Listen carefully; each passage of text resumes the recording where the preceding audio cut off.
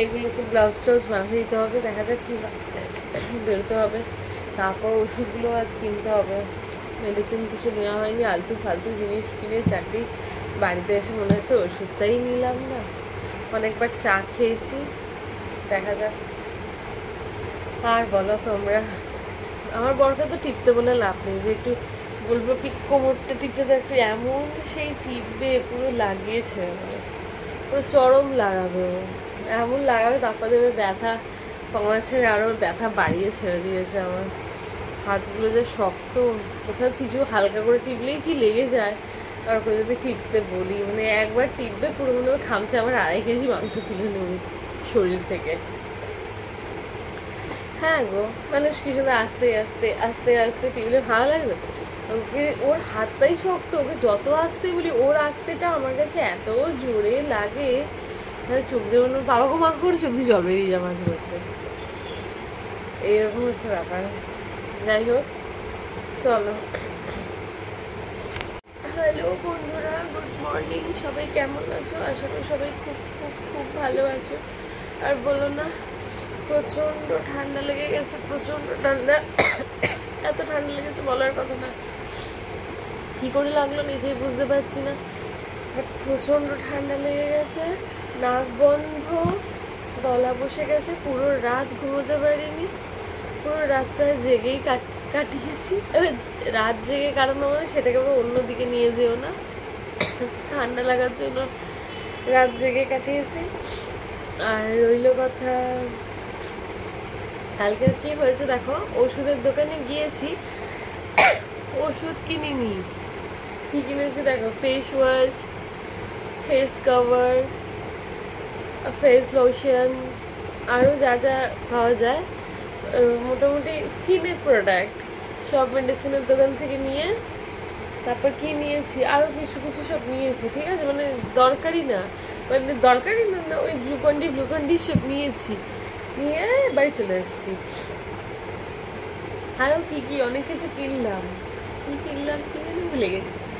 ওই রকমই সব, মানে যেগুলো মানে মেডিসিন, মানে ঠান্ডা লাগার মেডিসিন বাদে ওইখানে যা বলছিল সব। হ্যাঁ, বডি ওয়াশার, একটা বডি ওয়াশ পাওয়া যায় না, সেইটা সব রাজ্যে নিয়েছি, নিয়ে সব নিয়ে তারপর বেরিয়ে এসে বাড়িতে এসে বলছি, মা ঠান্ডা লাগার ওষুধগুলো তো নিলাম না, মানে ভাবা যায়, কিছু বলার নেই।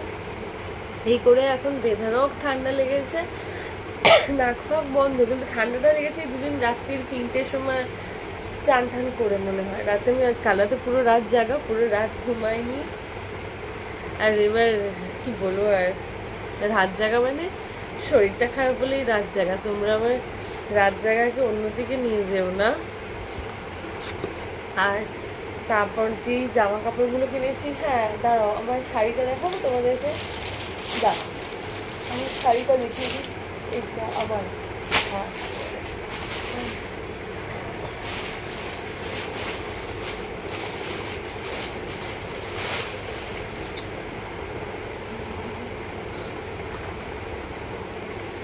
এই শাড়িটা, এটা ডুয়েল টোন আছে শাড়িটায়, ঠিক আছে, মানে এদিক দিয়ে স্টিল অ্যান্ড এদিক দিয়ে অন্য একটা ইয়েলো গোল্ডেন গোল্ডেন কালার, দেখো ডুয়েল টোন টাইপের শাড়িটা, দাঁড়া কাপড়টা বেঁকিয়ে দিলে বুঝতে পারবে, গোল্ডেন আর স্টিল।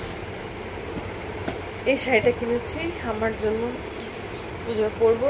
এটাকে আজকে ফলস পিকো ব্লাউজ সব বানাতে দিয়ে যাবো, সিল্কের, ভালোই দেখতে হয়েছে।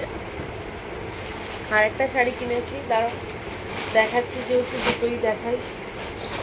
আর ঠান্ডা লেগে গেছে বলো না, আর এ করবো কি বলো তো, শাড়িটা দেখাচ্ছি, আর ওষুধ কিনতে হবে, ওষুধ না কিনলে হবে না, এই পুজোর মধ্যে হঠাৎ এতটা ঠান্ডা লাগলো বলার কথা নেই।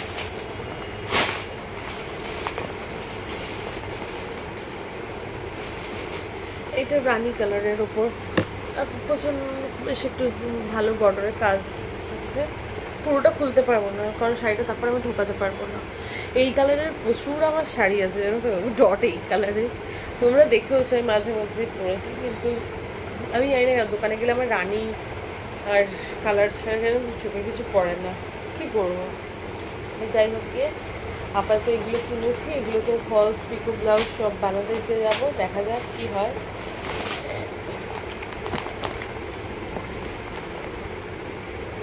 এইটা ঠিক আছে, তো খুলে ঠিকভাবে দেখাতে পারলাম না, যাই হোক সেগুলোই নিয়েছি। দাঁড়া শাড়িগুলো তুলে দিই। তো কি প্রচণ্ড কোমরে সারা গায়ে শরীরে ব্যথা গো।